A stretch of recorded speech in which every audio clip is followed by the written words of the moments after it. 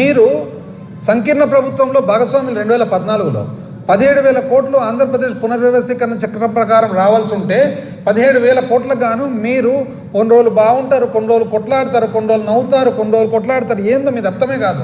అందరితో కలుస్తుంటారు, అందరితో విడిపోతుంటారు. అయితే మీరు 4,000 కోట్లు మాత్రమే తెచ్చుకున్నారు. మేము ముఖ్యమంత్రి గారు, ప్రధానమంత్రి గారితో, ఇతర మంత్రులతో ఎంతో సఖ్యత మెయింటైన్ చేసి 10,500 కోట్లు తెచ్చుకున్నాం. మీది గొప్పనా మాది గొప్పనా? కోవిడ్ వచ్చిన వివిధ ఇబ్బందులైనా కూడా దేశ స్థూల ఉత్పత్తిలో భాగం చూసినట్లయితే రాష్ట్ర స్థూల ఉత్పత్తి మీ సమయంలో 4.47% ఉంటే మాది 4.83% పెరిగిందండి. ఎవరు ఎక్కువ? అసలు ఈ higher taxes in central share, కేంద్రం నుంచి ఎక్స్ట్రా ట్యాక్సులు వచ్చినాయంట. ఎక్కడి నుంచి వచ్చినాయండి ఎక్స్ట్రా ట్యాక్సులు? 2 డివిల్యూషన్ ఇచ్చినారు. ఆంధ్ర రాష్ట్రానికి ఒకటి కాదు కదా వచ్చినది, మొత్తం టోటల్ భారతదేశానికంతా వచ్చింది. దీంట్లో మీ స్పెషాలిటీ ఏముంది నాకు అర్థం కాలే. పెండింగ్ అంటారు, చిక్కీకి పెండింగ్ అంట. మీరు గుడ్లకు పెండింగ్ పెట్టలేదండి? మీరు కొడుకుట్లకు పెండింగ్ పెట్టిపోలేదా?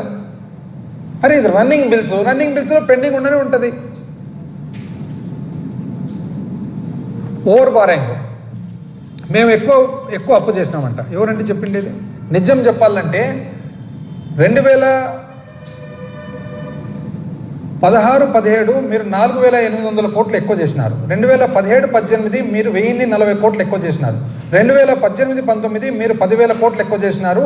అంత లెక్కేస్తే వాస్తవానికి ఒక పరిమితి ఉంటుంది. ఎట్లంటే అట్లా అప్పు చేయనీకి ఉండదు. మీరు ఎక్కువ అప్పు చేసినారు, 16,000 కోట్లు ఎక్కువ అప్పు చేసినారు. ఇది ఎట్లా బయటపడింది? మేము మామూలు నిర్వాహకంలో భాగంగా కేంద్ర ప్రభుత్వంతో పర్మిషన్స్ కోసం పోతే మీకు సంబంధించిన ఎంపీలు, మీకు సంబంధించిన వాళ్ళు రాష్ట్ర ప్రభుత్వానికి డబ్బులు రాకూడదనే ఉద్దేశంతో లెటర్లు పెడితే లెటర్లు పెట్టిన తర్వాత కేంద్ర ప్రభుత్వం ఏంది అప్పు విషయం అని తీస్తే తేలినేది ఎంత? 2016-17 నుంచి 2021-22 వరకు చూస్తే 17,531 కోటి 17,531 కోటి రాష్ట్ర ప్రభుత్వం పరిమితి మించి అప్పు చేసింది. కాబట్టి అది 2019 నుంచి 20లో కట్ చేస్తాం, కోస్తామన్నారు. అందులో 17,531 కోటిలో 16,418 కోట్లు మీరు చేసినాం.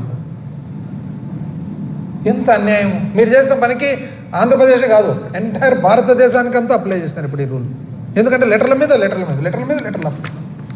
ఇది కాక గొప్పగా పెంచుతారంట.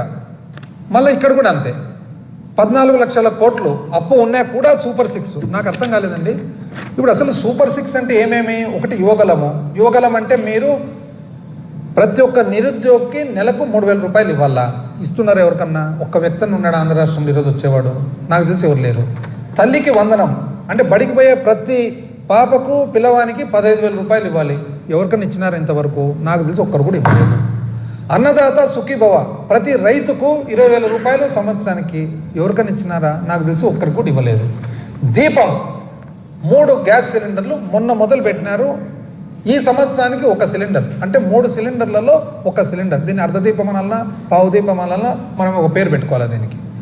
ఆడబిడ్డ నిధి ప్రతి మహిళకు 1,500 రూపాయలు నెలకు ఇవ్వాలా. సంవత్సరానికి 18,000. ఒక్కరికన్నా ఇంతవరకు అందిందా? ఉచిత బస్సు, మహిళలకు ఉచిత బస్సు ప్రయాణం. ఇది మీ సూపర్ 6. ఈ సూపర్ 6లో ఒక పావు దీపం తప్ప మిగతా 5 ఇంతవరకు గ్రౌండే కాలే. మేము అతి కష్టం మీద 3 ఆల్రెడీ గ్రౌండ్ చేసినామంటున్నారు. ఏ 3? మీరు ఏదైతే పెన్షన్ ఉందో పెన్షన్ సూపర్ 6లో లేదు కదా. సూపర్ 6 ఇది. ఏమైనా సూపర్ 6 మార్చినారు, మీదే కదా. బాబు షూరిటీ, భవిష్యత్తు గ్యారంటీ మీరిచ్చిన సూపర్ 6ఏ. ఎక్కడ 3 గ్రౌండ్ అయినా ఇంతవరకు నాకు అర్థం కాలే. అంటే అసెంబ్లీలో ఆన్ రికార్డ్ ఎట్లా చెప్తున్నారు ఇవన్నీ అని. దాని తర్వాత మీరు బ్రహ్మాండంగా ఆదాయం సృష్టిస్తారు. ఏమంటే సంపద సృష్టి. చూద్దామండి, అది కూడా 6 నెలలు అయింది కదా మీరు వచ్చి. సెప్టెంబర్ 24 వరకు చూస్తే 16,431 కోటి రాష్ట్ర రిసీట్స్ ఆదాయం. 23 వరకు చూస్తే 13,818.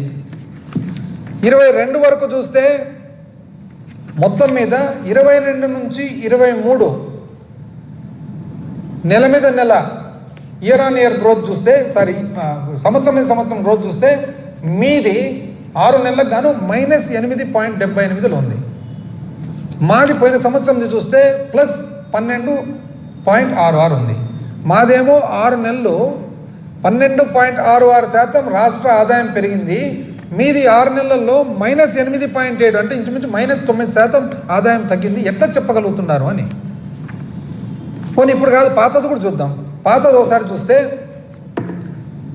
1999 నుంచి 2004 వరకు రాష్ట్రానికి సంబంధించిన రెవెన్యూ రాబడి లెక్కేసుకున్నట్లయితే 1999 నుంచి 2004 అంటే మీరే కదండి అప్పుడు ఉండేది, 12.4% పెరిగింది. సంవత్సరం మీద సంవత్సరం రాష్ట్ర రాబడి 12.4% పెరిగింది. 2004 నుంచి 2009 రాజశేఖర రెడ్డి గారు ఉన్నారు. మీ మాదిరి పరిపాలన రాదని మీరు చెప్తుంటారు, కానీ 21.6% పెరిగింది. మీరేమో 12.4% పెంచుతుంది. రాజశేఖర రెడ్డి గారు వచ్చిన తర్వాత 21.6% పెరిగింది. 2009 నుంచి 14 రోసయ్య గారు, కిరణ్ కుమార్ రెడ్డి గారు మీ అంత రాదని మీరే చెప్తారు, కానీ 14.4% పెరిగింది. మీ 12.4 కంటే ఎక్కువే. 2014 నుంచి 19 మీరున్నారు.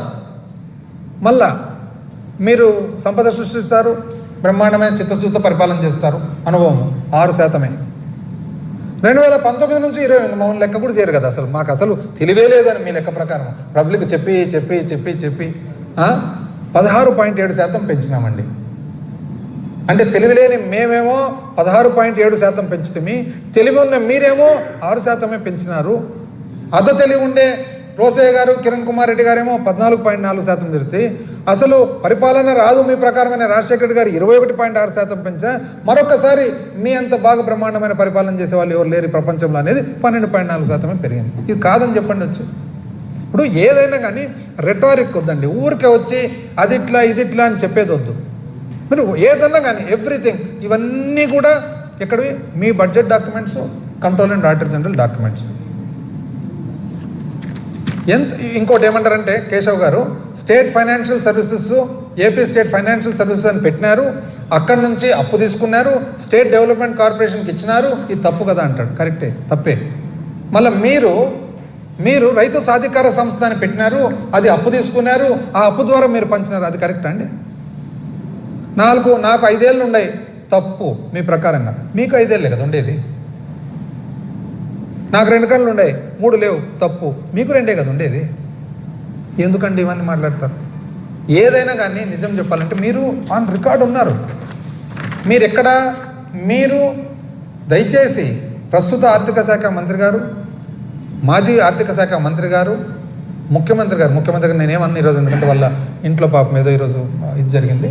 కానీ దయచేసి అసెంబ్లీలో ఉన్నప్పుడు మాత్రము దయచేసి ఏది యూఆర్ ఫ్యాక్చువల్.